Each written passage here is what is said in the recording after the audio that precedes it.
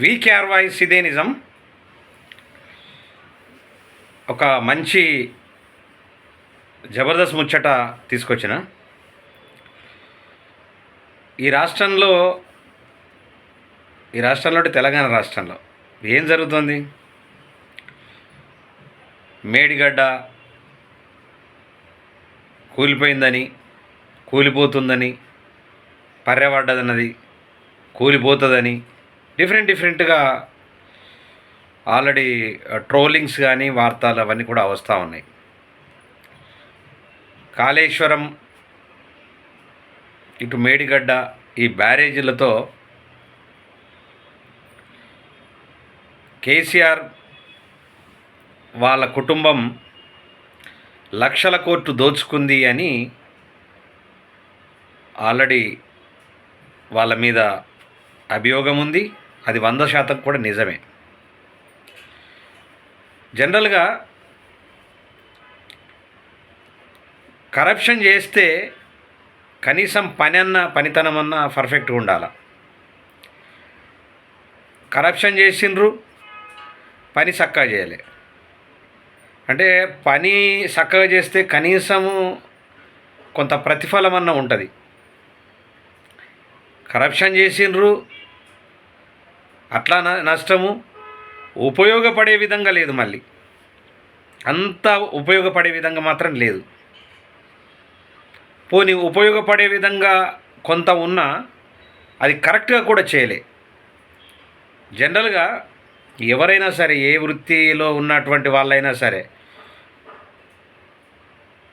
ఒక 100 రూపాయలు ఇస్తే 90 రూపాయలు ఖర్చు పెట్టి 10 రూపాయలు తింటే ఏం కాదు. అది క్వాలిటీ వస్తుంది. జనరల్గా మా భాషలో చెప్పాలంటే క్వాలిటీ వస్తుంది. అది పాట కావచ్చు, ఇంకా ఏదైనా సరే క్వాలిటీ రావాలంటే 100%. 100 రూపాయలు ఉంటే 100 రూపాయలు వస్తే 100 రూపాయలు ఇస్తే 90 రూపాయలు ఖర్చు పెట్టి 10 రూపాయలు తింటే ఓకే.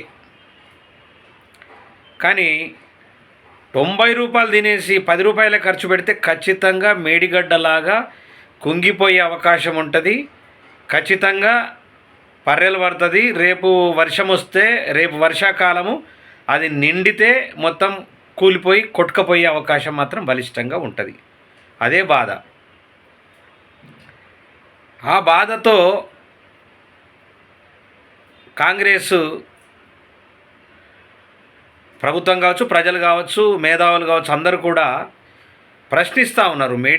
మేడిగడ్డ కానీ కాళేశ్వరం ప్రాజెక్టులో లక్షల కోట్లు పెట్టి సరిగా దాన్ని నిర్మాణం చేయకుండా చాలా నష్టం జరిగింది అని అంటే వీళ్ళు ఒక్కొక్క రకమైనటువంటి కామెంట్. ఎవ్వరికి ఈ బీఆర్ఎస్ పార్టీలో ఉండేటటువంటి వాళ్ళకు ఎవరికి క్లారిటీగా తెలియదు.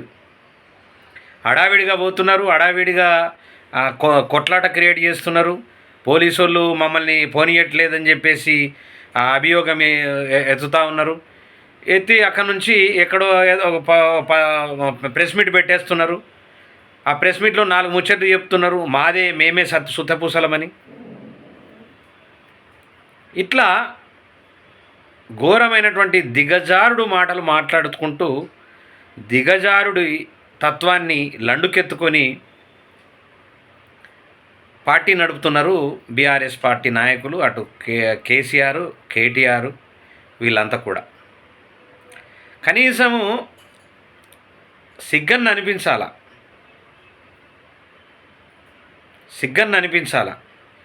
అబద్ధం మాట్లాడుతున్నప్పుడు కనీసం సిగ్గుపడినా కానీ అబద్ధం మాట్లాడుతున్నట్లు తనకు తానన్నా కానీ కొంచెం సిగ్గుపడాల. అబద్ధం మాట్లాడుతున్నామని నోరు విప్పుతేనే అబద్ధం, నోరు విప్పుతేనే వాళ్ళ మాటలు బూతు మాటలు. నోరు విప్పితే అబద్ధం, నోరు విప్పితే బూతులు.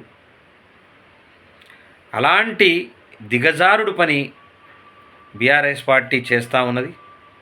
ఇలా వాళ్ళ పని ఇంకా బాగా ఉన్నది. కచ నలిపేస్తారు జనం. తెలుస్తూ ఉన్నది ప్రజలకు. అసలు కాళేశ్వరం అంటే ఏంది, మేడిగడ్డ అంటే ఏంది, అక్కడ బ్యారేజీలు ఏంటి, అసలు వాటర్ ఏంటి, ఆ వాటరు తెలంగాణ జిల్లాలకు తాగునీటికి కావచ్చు, సాగునీటికి కావచ్చు, ఎందుకోసం వస్తాయి, ఎట్లా వస్తాయి, అసలు ఆ, వస్తే నష్టం ఎంత, లాభం ఎంత, ఎన్ని ఎకరాలు వారుతుంది, ఎంతమంది నీళ్లు తాగుతున్నారు, ఇవన్నీ కూడా బేరీజ్ చేసుకుంటే నిజంగా తెలంగాణ రాష్ట్రానికి నష్టమే జరుగుతున్నది. పక్కా నష్టం జరుగుతూ ఉన్నది. పోనీ దాన్ని సరిగా కంప్లీట్ చేసి సరైనటువంటి విధానంగా తీసుకొచ్చిర్రా, తీసుకురాలే. గోదావరి నుంచి భద్రాచలం, పోలవరం దాకా మొత్తం మేమే కట్టినాం, మా వల్లనే ఇదంతా కూడా అద్భుతంగా తెలంగాణ సస్యశ్యామలం అవుతుందని అబద్ధాలు ఒక్కటి చెప్పడం మాత్రం నేర్చుకున్నారు. దిగజారుడుతనంతో, అధికార దాహం కావాలని. ఎందుకు ఇలా చేస్తున్నారో నిజంగా నిజంగా గమనించాల ప్రతి ఒక్కరు. ఆ లెక్కలు నేను చెప్పలేను, కానీ చెప్పే రోజులు వస్తే చెప్తాను. లెక్కలు తెలుసు, కానీ ఆ లెక్కలు చెప్పడానికి దానికి ఒక టైము, దానికి ఒక పర్ఫెక్షన్ ఉండాలి, ఏదో గాలికి చెప్పడం కాదు. కానీ ఏది ఏమైనప్పటికీ బీఆర్ఎస్ పార్టీ లండుకెత్తుకోవడం, సరి అయిన కరెక్టు రిపోర్ట్ ఇవ్వకపోవడం, 10 ఏళ్ళు తెలంగాణ ప్రజల్ని మభ్యపెట్టి దోచుకొని ఇలా దాన్ని ఎటుగాకుండా వదిలేయడం, ఇది దారుణమైనటువంటి పరిస్థితి. దీన్ని ఖచ్చితంగా ప్రక్షాళన చేయాలా. నేను నిన్ననే చెప్పిన, వాళ్ళ నుంచి కక్కిపించాలా, లేకపోతే కక్కించకపోతే జైలు అన్న పెట్టాలా, రెండిట్లు ఏదన్నా ఒకటి చెయ్యాలని చెప్పేసి కాంగ్రెస్ ప్రభుత్వానికి విన్నవిస్తా ఉన్నా.